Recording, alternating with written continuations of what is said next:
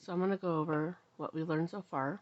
I'm using a larger hook and yarn to hopefully better show it on the video.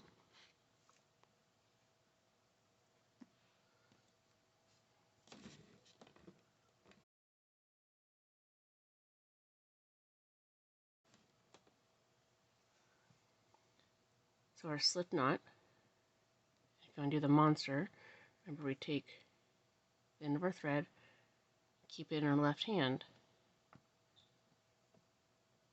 and bite down. So you enter your thread over your thumb, over your finger, and around. So it looks like that. You're just going to bite down the yarn that's on the table, and there's your slip knot. But that created a really long tail, so I'm going to do it over here. Sort of a shorter tail.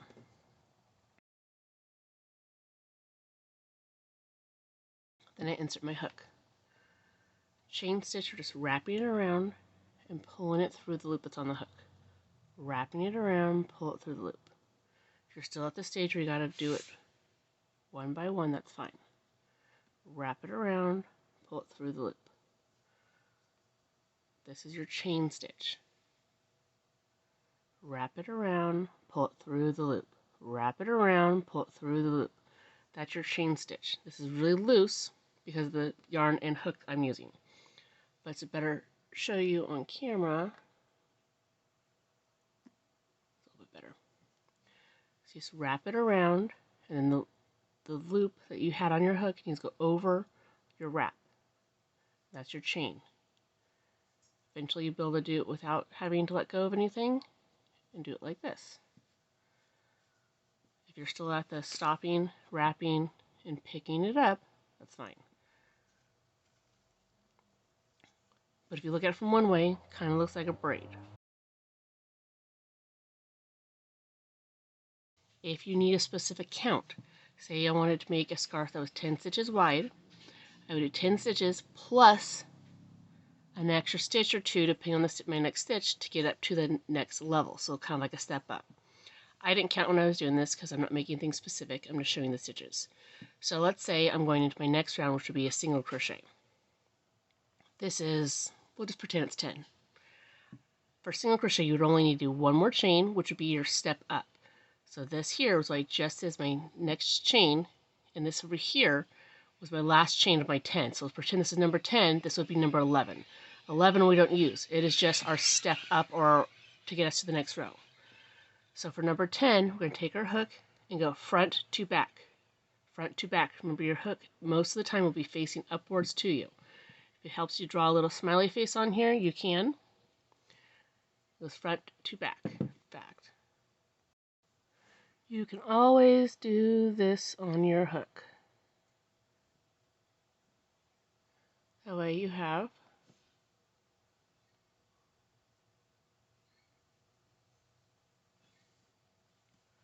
see if I can get lighting better on that.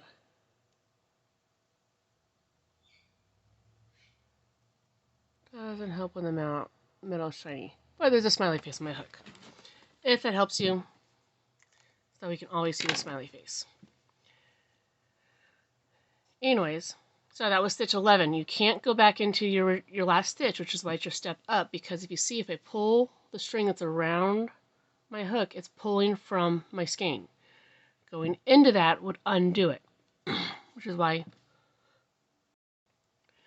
if it was a 10 stitch across, you do one more to get you up 11. So you go front to back, so stab it through, wrap your yarn from your skein around, pull it through your chain.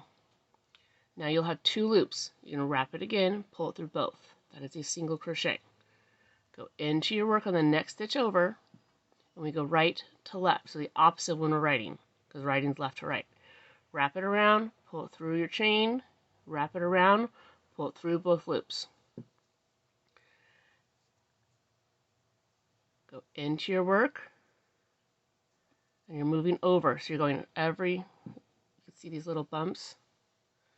The chain, you only have single bumps. In our next row, I'll show you the V's that you use for everything except for going into a chain, unless you're doing a special stitch. So you wrap it around, you pull through your work, you wrap it around, you pull through both loops. So eventually you'll be able to wrap it around, pull through, and I twist and pull at the same time. This gives me a little gap to get the hook through. You can see here it kind of creates a teardrop shape. And I can pull through at the same time.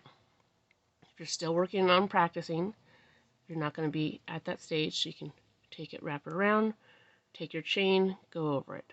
Now you got your 2 loops. Take it, wrap it around, take it 1 loop at a time. But your single crochet is going into your work, wrapping it around, pulling it through the chain, wrapping it around, pulling it through both loops. And you continue this all the way across. This is a single crochet. With this type of yarn, it's harder to see.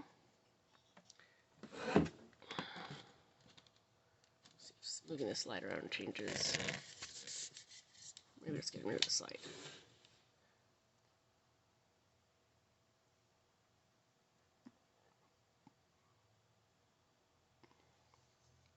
You go into your chain, wrap around, pull through, wrap around, pull through both loops. And eventually you can speed up.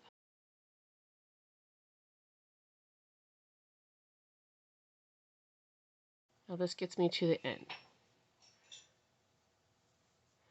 Now when you're going into any stitch besides your chain, you'll have these V's on top. So I'm just taking my work and rotating so you can see the top. There's these V's. That's what we're going to next. So we're going to do our half double crochet, which is our next stitch up in sizes. But I need to do my step up. So I got to the end, I did my last stitch. I'm going to do 1 chain up, turn.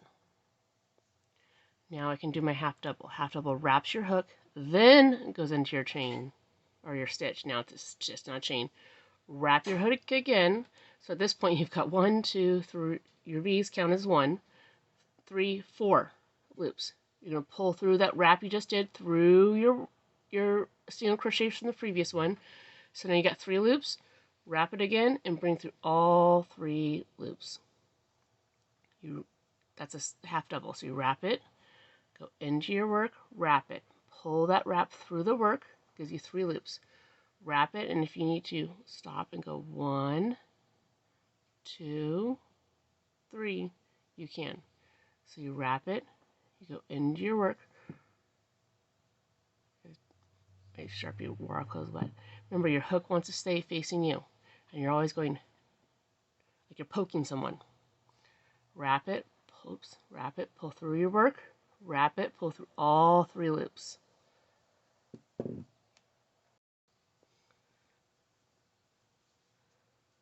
So you wrap your hook, you go into your work. Remember, we go right to left. Wrap it and pull through all 3 loops. That's a half double crochet. You just keep doing that all the way across. Wrap it, go into your work, wrap it, pull through your work, wrap it, pull through all 3 loops. Wrap it, go into your work, wrap it, pull through your work, wrap it, go through all 3 loops.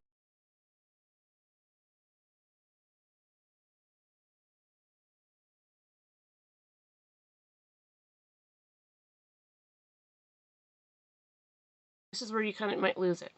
So you can see there's still 1 more stitch there, and a lot of people leave out this stitch when they are first learning, and that's how their stitches start getting shorter. So you might want to keep track and count how many stitches you start with and make sure you keep going.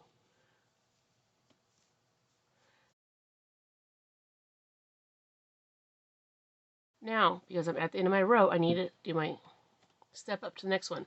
My next stitch is going to be double crochet. So for double crochet, you're going to need a chain 2. So 1, 2, and that's my step up. So you can kind of see better now how it's stepping up. I rotate, and I can go into my double crochet. Double crochet is a lot like the half double, but there's a little bit more to it because it gives us a taller stitch. You wrap it like before. You go into your work and you wrap it and pull it through your work. This is where it changes. You do not go through all 3 loops. When you wrap it, you only go through 2 at a time. 1, 2. Then we wrap it again and go through 2 more loops. Ready, wrap, go into our work, wrap it, pull through our work. We got 3 loops now. We're going to wrap it and pull through 1, 2, leaves us 2 more, wrap it and pull through all 2. As you can see, this here is our half double. This here is our double. That's why it's taller. So we got our chain, our single, half double, double. Wrap, go into our work, wrap, pull through, wrap, pull through 2 of the loops, wrap, pull through 2 of the loops. And you continue this on for your double crochet.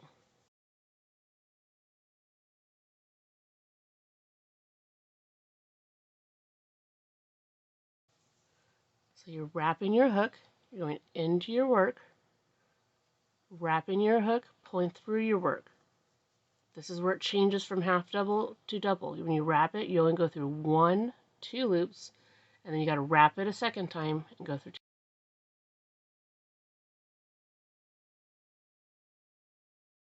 You're wrapping your work, going into your work. Make sure you keep your wraps. Wrapping it again, pulling through your work. You got 3 loops. Wrap it and pull through 1, 2, wrap it, pull through 2. Wrap it, go into your work, wrap it, pull through your work. Wrap it and go through 1, 2 loops, wrap it and go through 2 loops.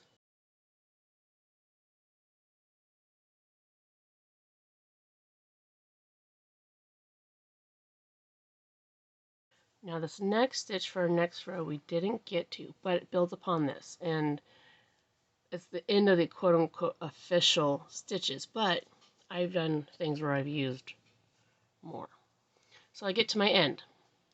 My next one is where I'm going to do a triple, or some people call it a treble crochet. So I'm going to chain 1, 2, gives me my step up, rotate. Now for this one, I'm going to wrap it twice. Go into my work, wrap it, pull through my work. Now you got 4 loops. You're never going to go through more than 2 loops at a time on this. So wrap it, 1 loop, 2 loop. I did it once. Wrap it, go through 1 loop, 2 loops. I did it twice. Wrap it, go through 1 loop, 2 loops. So I did it 3 times. That's why it's called triple, which is I see most common, but it's also called treble with a B.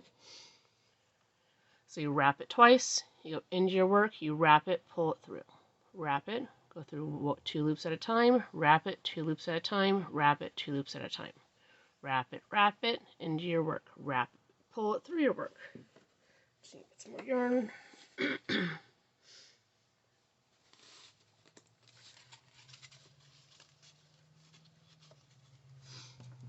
Where was I at? Okay. So then you wrap it and you pull through 2 loops at a time. As you can see, it's much taller and the holes get bigger. So you get your chain, where with this yarn I can get my finger through, a little bit bigger. Then you got your chain, which with this yarn and this hook I can get my fingers through. Regular size hooks you won't. Then you got your single crochet, which is a little bit more space. Your half double, which almost gives me 2 fingers.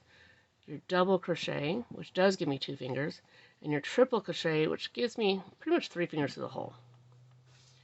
Now, since this is the end of the official one, you can also do variations. I've done things where I've needed to do more than twice wraps, so like a quadruple, and still you just only go through 2 loops when you get to this point. So you just add more wraps in the beginning, and see how much taller it gets. That's 4. So I'd wrap it twice for triple, 3 times for 4, 4 times for 5. No matter how many loops I end up on this, if you're keeping with the traditional stitching, you only go through 2 loops at a time.